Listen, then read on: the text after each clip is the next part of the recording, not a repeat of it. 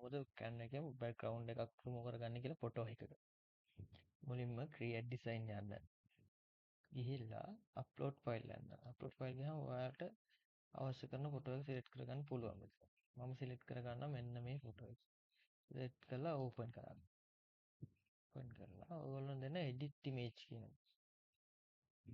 edit image ගිහිල්ලා මෙතන තියෙනවා background remove එක. මෙන්න PG remove කියන එක click කරන්න.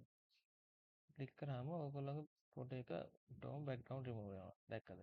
ලස්සනට හරියට නීට් එකටම background එක remove වෙලා තියෙනවා.